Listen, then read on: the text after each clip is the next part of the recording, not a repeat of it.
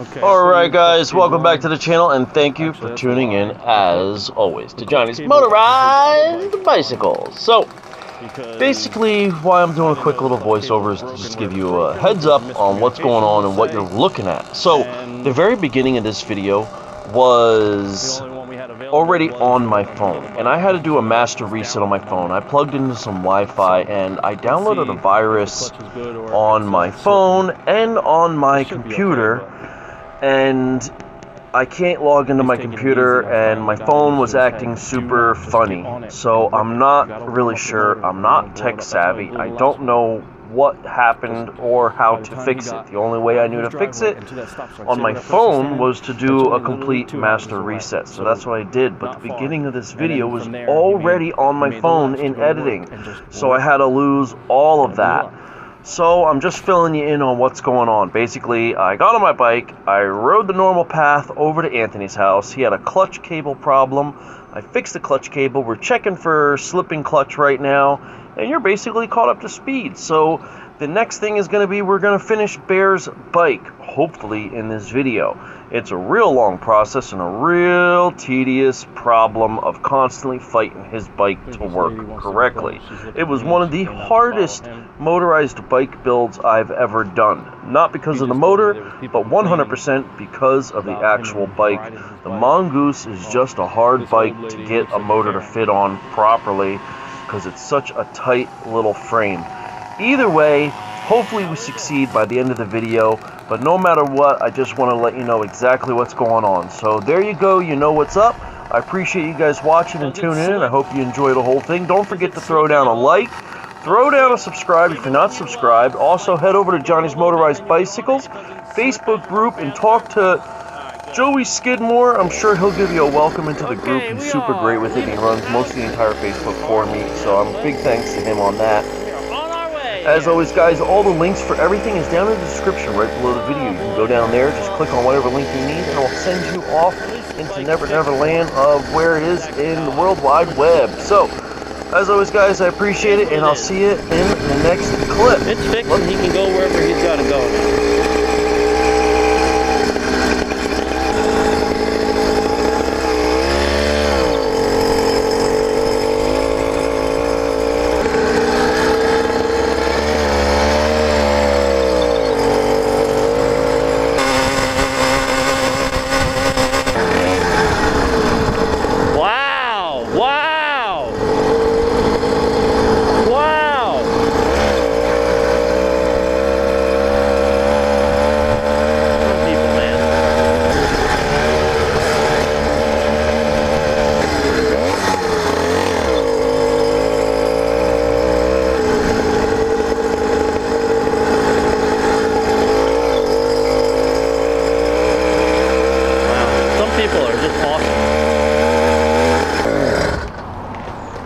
Not too shabby. Back on the black orange. Okay, so off camera I painted the head orange and left the black showing through. I painted the cylinder. It already was black, but I repainted it black.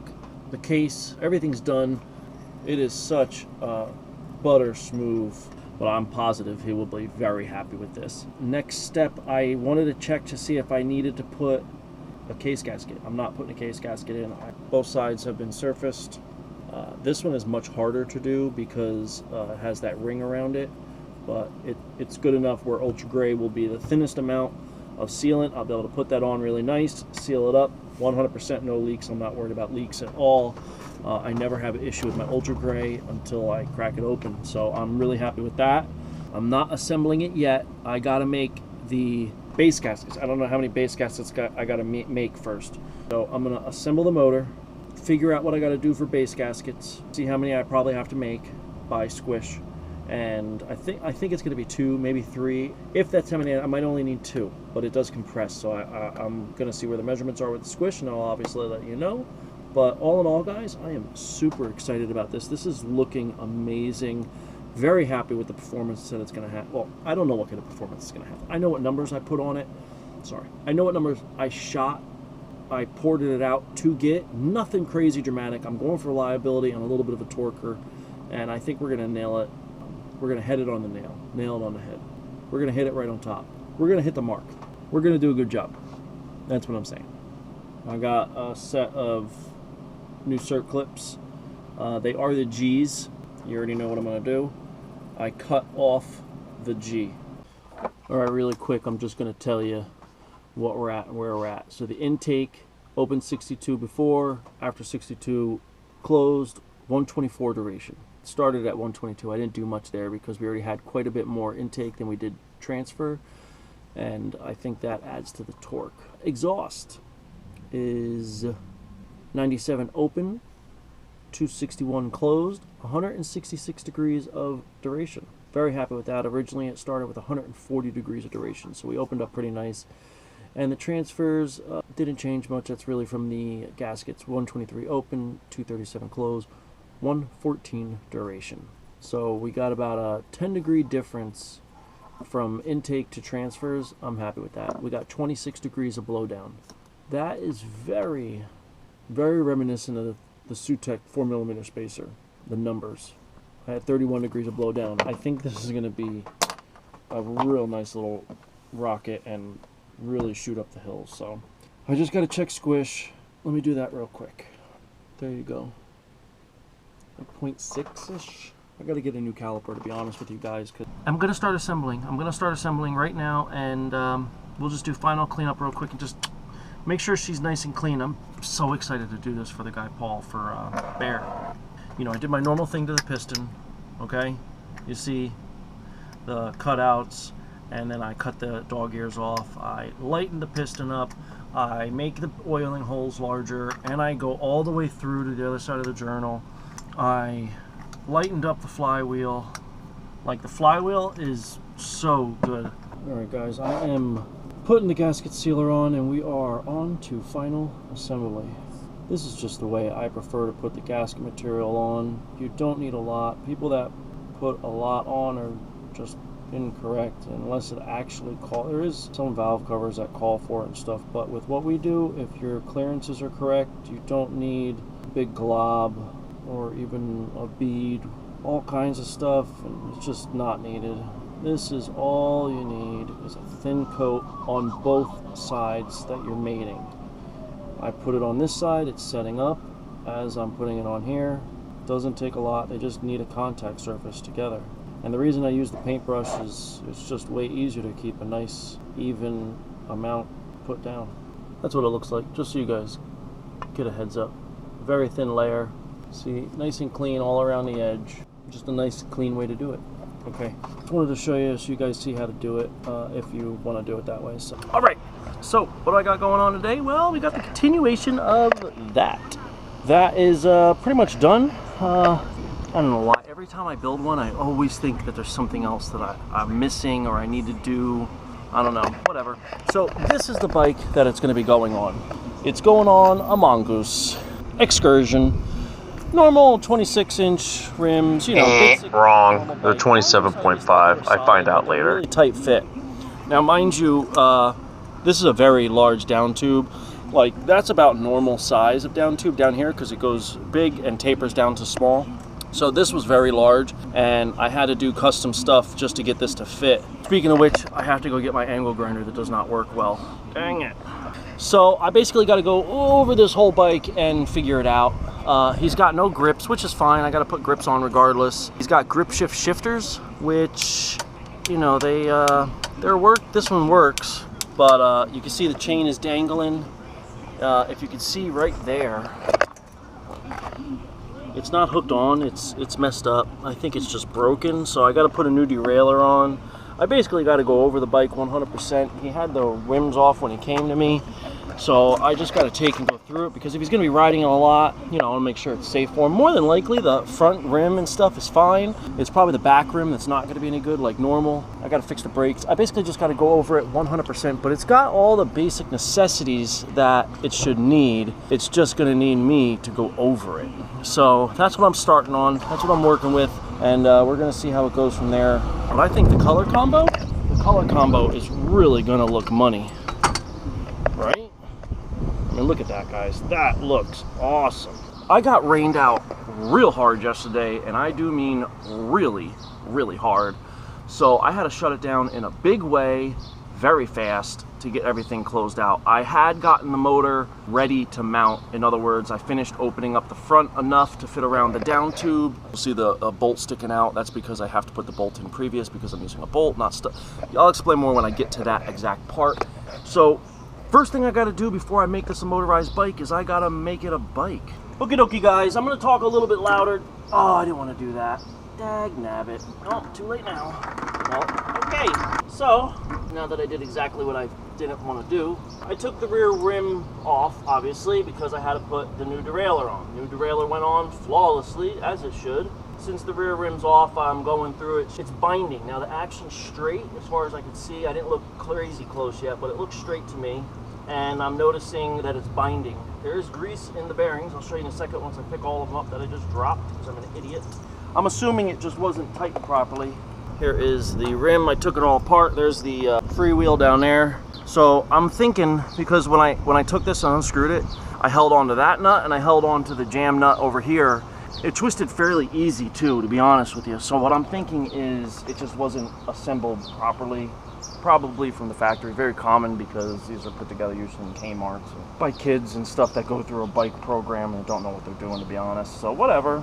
Since it's going to be motorized, I definitely wanted to make sure I go through it and work out any kinks and bugs that might be in it. So I'm completely rebuilding the axle and the hub assembly because I want to make sure it's good. I am going to go look at the front wheel. I don't think there's an issue there. Other than that, I should be good. The only other thing I came across was there is a slight wiggle.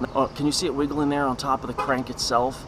This is not screwed on. It's just pressed on. There's no actual bolt or nut holding this onto the crank. It's just all pressed, and I think that's just wearing out. You know, I mean, it doesn't look like it has a lot of miles, but maybe we had just a rough life, who knows. So I don't think there's gonna be any issues. There could be down the road, but since it's a motorized bike, he's not gonna be doing very much pedaling anyway. So I'm gonna tighten up the crank. I'm gonna leave that. I will bring it to his attention. You know, we'll just take it from there. Now, I am gonna check out the pedals. They seem smooth enough, but they are bindy, so maybe they need some grease. If these even have bearings in them, we'll check. This is the new derailleur I put on. It's obviously not actually new. Now, so where I'm at right now is I'm working on the hub. I want to get this stripped down, put it together, get the wheel on, get the derailleurs adjusted, put the new controls on, and once I know it is 100% a bicycle, I'll then be able to start doing the other thing. Now, while I have the rear wheel off, I will end up putting the sprocket on because it just makes sense to do it all now because I have the wheel off. So there's a couple things I'm going to do that's going to be motorized related, but for the most part, just making it a bicycle first. It's super smooth everywhere. It's got the slightest lip right here. This feels, and I think that is due to the bend in the axle. Now, I did my best trying to get that bend out. That's right where it is, where it's that little bit of bind is right where the axle is. So, okay, let's put the rest of the hub together and on, and then the sprocket on this side, and we'll toss this on the bikes. Hey guys, okay, so I was just working on the orange and black bike, and I met this guy earlier. His name's Jacob. He just stopped by because I actually asked him to take out Midnight and take out the Mule, and he's just driving around just testing and let me know what he thinks because I never have anyone else test these bikes, so I don't know what anybody else thinks of them or what kind of speed they get or pull power and whatnot. I'd say that one's a little bit more get up and go. Yeah. The top end. Yeah, man, I don't know. So what do you think though, compared to like, because this one, I mean, they both look stock. Yeah. Right? Me personally, I think that one. You like that one? Yeah, that one's a little bit more. Oh, this is, everyone, this is Jacob. Hope you mind being on a channel? All right, well, this is Jacob. This is his bike. I was telling about your bike a little bit. It looks like it's pretty new. Like like the gas line is still the same color. So it's still pretty new. You ain't got no dirt on anything really. Do you like this with the bars like that? Yeah, I mean, it's like a little racer. Yeah, it definitely is. I agree with you there, man. It's definitely a racer. You just gotta have 2 cents about it. Like when you come into a stop, right? Get on the clutch, rev it up a little so it don't shut off. Yeah. Get on the brakes and slow down. Yeah, I like it. Definitely. I thought about doing like a road bike like this, but I just never did because of the whole geometry. I don't like laying down like that, but it's a little bit on your back.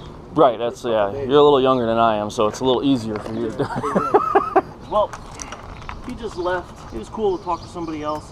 He took both bikes out. It's really nice getting someone else's opinion, though, because I could tell from his expression. I didn't ask him straight out, I guess, really. I should have. I get like an idiot when I meet other people with these things. I don't think clearly.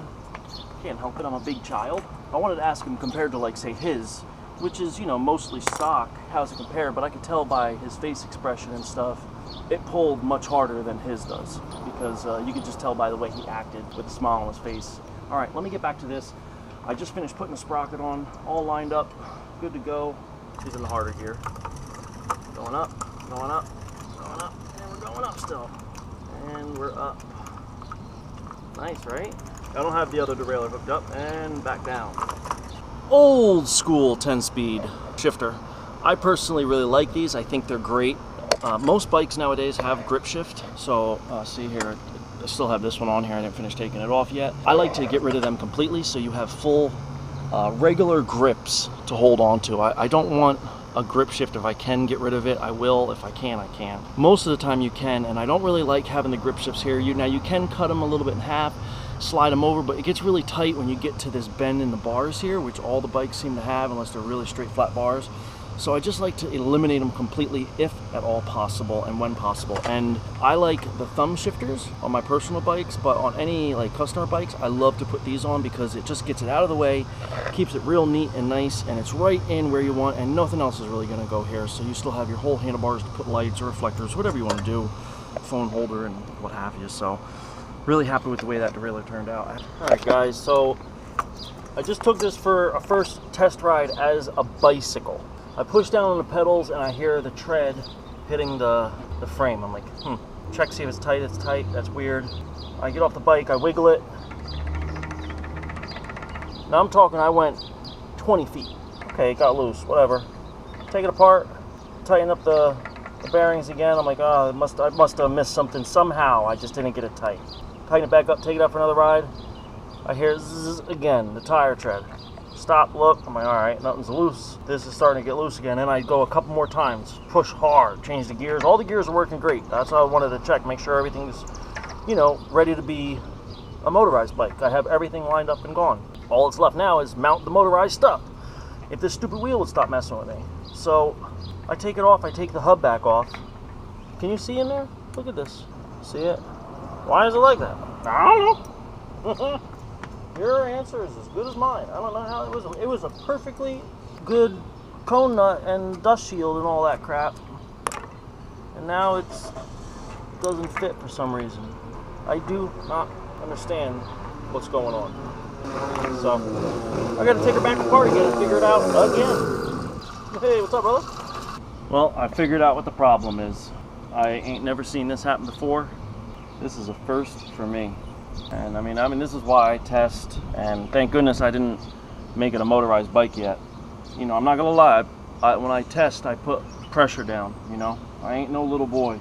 And I make sure it's a bike, a safe bicycle before I turn it into, no matter how clapped out my bikes look and tweaker this and tweaker that, believe me, any bike I build is safe. Now my personal one, I definitely, once I build it, it's good. After it's built, yeah, I let it go, I don't care, because it's mine. But someone else's, like Bears or anyone's, Anthony, they are a good solid bicycle before I go, so I put them through the ringer, and well, I guess I put it through the ringer all right. See how the hub looks, but you can see it's cracked all the way around. Can you see it in there? So that is why it was binding up so bad on this side. That stinks.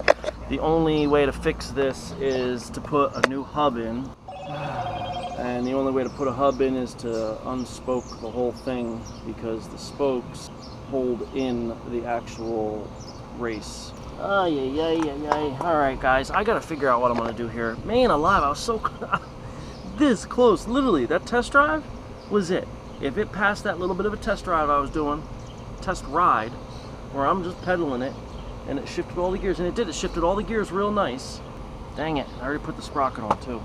The one time I think ahead and say, you know what, let me throw the sprocket on now, because the wheel's off, because I always just put it on, I make it a bike, make sure it's a good bike, then I end up taking the wheel back off, and then putting the sprocket on, because, oh, let me make sure, I'm like, no, let me save some time, put the sprocket on while I have, it's never a problem, I just rebuilt it, it's always good, I never have, man alive, and this rim went together so, I should have known, it just, everything, the sprocket went together so nice and smooth. Oh man, it just figures, doesn't it? Would you have it any other way on my channel though? I wouldn't. Actually, I definitely would have it another way, because that is just ridiculous. I'm not gonna lie, I'm a little upset about it. But, okay, that's enough pissing and moaning, I guess. Let's get back to it. Okay, so the saga continues. Okay, basically what's happening is I need to get this bike done. So, you saw the axle, nothing I could do about that now. I gotta completely relace the wheel, I gotta take it completely apart and all this, that, and the other. Fine, it is what it is. I can't do that now. I need to get this motorized, so at least I could show them, hey, it is motorized and done. So what I did is I put this wheel on. Now, the problem with that is the rear brakes cannot work. This is a 26, the wheels on this bike are 27, so it's close, but no rear brake at the moment. Not really stressing that. I just want to get everything. I could do everything if I have a wheel on here, because then I can measure everything, because the hub is still going to be in the same spot, the sprocket's going to be everything's going to be in the same spot. So now I can motorize the bike. It's a 100% safe bike outside of no rear brakes. Not a big deal, not really stressing it, to be honest with you, because he's not a child. I'm sure he'll be able to understand. Keep it under a certain speed, give yourself some braking. The front brakes will be, you know, jazzed up good, and let's be honest, most people use the front brakes anyway. So I'm going to switch the front brakes to the right side like I always do anyway. So this way he's got premium brakes right then and there. So now it is officially 6:17, so I spent the last 5+ hours, I guess, just basically fixing this rear wheel. It has fought me all day long, but it's done. Kinda. Good news, motor is mounted. No wiggles. It's super solid. Rear mount, nice and tight and snug like a bug. Front mount, you know how big it is. I told you the bar is huge, the down tube on this Mongoose. I enlarged this in here. Ended up even angling the nuts, everything to get this angle of the tube, the radius of the tube, whatever you want to call it. And I put off a good chunk of steel off hanging off. Grade A hardware with a regular strap both sides. You can see this side also, same thing. I mean, everything, it came out great. The next step is we're gonna get the handlebars done. If I can get the grips and everything done, I would be extremely happy if I can get all the grips and everything done right now. All right, I'm gonna be honest, I'm pretty beat, I'm pretty wiped. I've been out here in the sun all day. It is just starting to get shady towards my back, but I guarantee I am sunburned. So my camera's dying, I'm dying, everything's dying, but guys, real quick, I just wanted to show you this real quick, because I was out here working on this stupid bike that's literally driving me bananas right now. And my man showed up. What's your name again? Johnny. Johnny? Yeah, Johnny. Johnny. Oh, nice to meet you, man. Nice to meet you. So, Johnny stopped by with his electric bike, Bison. This thing is bad A, man. This thing is huge. 1,000 watts. 1,000 watts. This 48 thing, volts. 48 volts? 17.6 amps. It is sweet. Look how wide these tires are. Here's my hand. 4.8. Look, this is my hand. It's so massive. It's a smooth ride, too. Oh, I bet. Full suspension, and it's really slick looking. But he was in an accident, a hit and run. Someone clipped him, and his brakes ain't working right. So I'm going to do a little research on the hydraulics just to make sure I get the right bleeder, which one's to fill. Because it's got brakes if you pump it up a little bit, but not like it should. So we're going to go over it, and I'm just going to do some research, and we'll check on it. But man, is this thing cool. Okie dokie, guys. So, new update. Why is that bent? I don't know, but that is all bent up. Oh boy, one more thing I gotta fix. The master link is bent. Not sure why, never had that problem before, but it decided to be a problem this time. Why wouldn't it be a problem? Why wouldn't it be a problem? Oh man. Okay, so what we got going on? We got the grips on, and the button. I know it's so stupid, but the button on this one is orange. I mean, come on. All black with orange. I mean, that looks like the theme to me. So I literally just put the chain on, and what I did is I took it for a quick spin around. Like, I just pushing it, and man, the compression on this motor is stupid. So let's hope it's not too much compression for some reason. I don't think it is. Because the drill turned it over, but the drill did flip around a lot. It was hard for the drill to move it, I'm not gonna lie. Squish was good. I think 6.6, something like that. I forget, it's written down. I think 0.5, 0.6. So I mean, the squish should be fine. Everything should be good. I have to get a clutch cable because I don't have one at the moment. The rear brake is still not going to work, obviously. The only thing I got to do is fuel tank. I can put the exhaust on now. I got to get a CDI. I don't have one out here. I put the coil in, but I don't have a CDI with me. I got to get one. I might just take it off the mule because I just want to get this done. And I know that one's working fine, so I honestly might just do that. But it's getting dark, so I think I'm going to have to just finish up a couple things, and I'm going to have to close up shop, to be honest with you. It sucks, because I wanted to get this done, but this rear rim killed me. Well, more than likely, he's going to get this bike back with the rear rim that's on it. And if he wants to keep it like that and not run a rear brake, that is on him. But I'm pretty positive I have everything I need to fix his stock rim, because that is an oddball size, the 27.5. So it is what it is. But I'm going to put the exhaust on really fast just so I have less stuff to carry upstairs, because I brought everything down with me. And the pile definitely has gotten smaller. Don't get me wrong, the pile has gotten a lot smaller. But I think I'm going to put this exhaust on. Now granted, yes, this is a used exhaust. But because it's black, man, that looks really good, I think. Right? I think it looks really good. Let's hope it clears. My luck, it will not. I don't even know why. It's not going to clear. We already know it's not going to clear, so why even question it? Oh, man, let me get this going, guys. It's go time. We're almost there. So I got the fuel tank in here. I got all the hardware for that. I got the clutch hooked up yesterday. Works real nice. So I'm working on the CDI right now. I do the CDI before the gas tank, only because it just gives me that slight little bit more room. So we're definitely firing this up today. I think we are ready. So let me get going on this. I just wanted to give you a heads up on what it looks like and how it's going. It rides really nice as a bike. Got ourselves a Memorial Day parade going. Happy Memorial Day! Happy Memorial Day! Alright guys, this is the first startup. Let's see how she does. Come on now. Oh, already got some fire. Look at that, look at that, look at that. We are already going. But she got a little pull on her. See how it is here. This is first startup, guys. First ride, first break-in, first everything. So let's see how she is, because we have no idea. Looks like we're starving for fuel. Maybe not. I gotta check that filter. I don't think that filter's any good.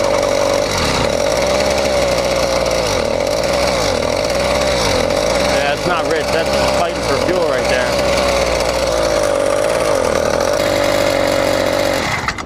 Huh. That's a little odd, huh?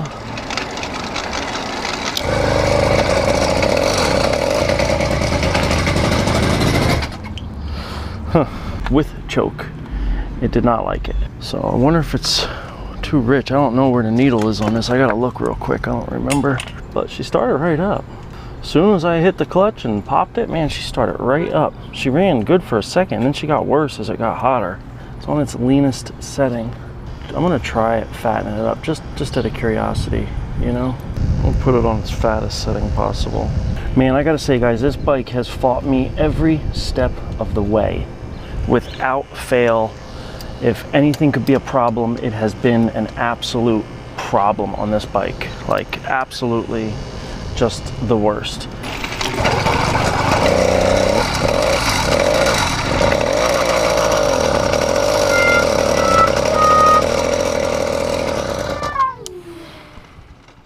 We're gonna see what happens here. I am going to spray some starter fluid into it when it's running to see if that kills it immediately or what. This is gonna be hard to do though, I'll be honest.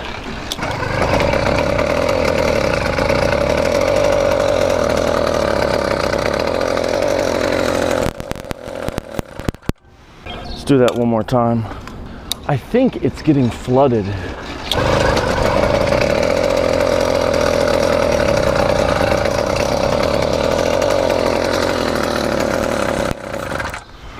Every time. So it's definitely too much fuel. It's a stock jet inside of a stock carburetor. So as soon as I put it on the fatter needle setting, it was running, but running much, much worse.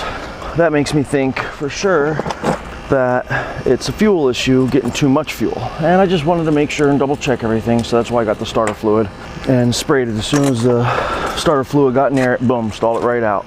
And when you heard it revving, like when you heard it running right there, that was me full throttle in it. So it is definitely an issue. Okay, I put a much smaller jet in to see how she goes from here, so let's try it out. Oh, and here comes a big fire truck, so let's get out of his way. All right, let's see how she does, if she does at all.